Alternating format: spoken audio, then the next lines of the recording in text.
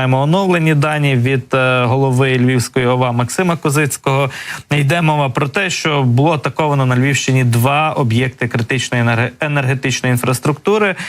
Близько 5 години ранку росіяни влучили, як пише голова ОВА, влучили крилатими ракетами в об'єкт генерації енергії в Червоноградському районі. Там є 2 осередки загоряння.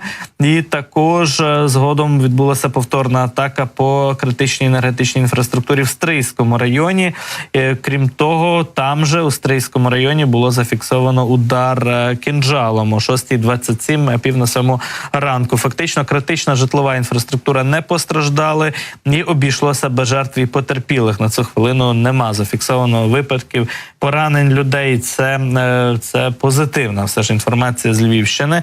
Загалом на Львівщині було збито 8 з 12 ракет, які ворог застосував. Це теж інформація від Максима Козицького, голови Львівської ОВА. 8 ракет вдалося знищити, 4 ракети, включно з кинджалом, все ж таки влучили по різних цілях саме енергетичної інфраструктури на Львівщині. Ну і президент Зеленський назвав Путіна нацистом у контексті цих ракетних атак цієї ночі. Нагадаю, що весь цивілізований світ, західний світ, загалом увесь світ, крім Росії, очевидно, відзначає в цей день, 8 травня, День перемоги над нацизмом у всьому світі, День пам'яті жертв у Другій світовій війні. І якраз президент Зеленський прокоментував сьогоднішній удар по Україні ракетами у тому сенсі, що Росія нагадує про те, що нам всім, що нацизм до кінця не поборено.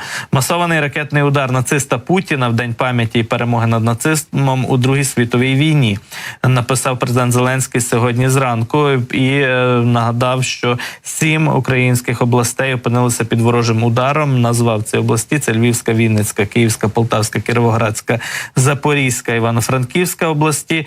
Ну і також написав, він завершив своє повідомлення, президент Зеленський, сьогодні зранку такими словами: весь світ має чітко розуміти, хто є хто, і весь світ не має права дати ще один шанс нацизму.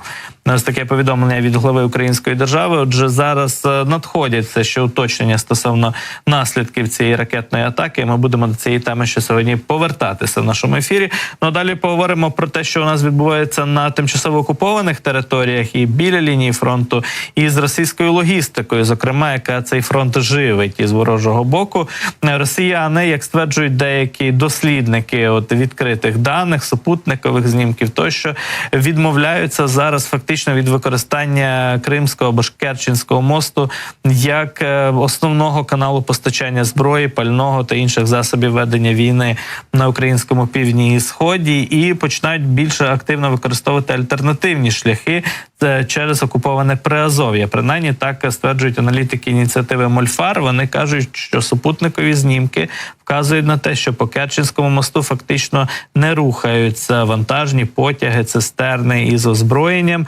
І це триває вже від кінця лютого, тобто всю весну фактично, а тим часом значно активніше ворог розвиває залізничну інфраструктуру поблизу Маріуполя, Бердянська, на нашому Приазов'ї.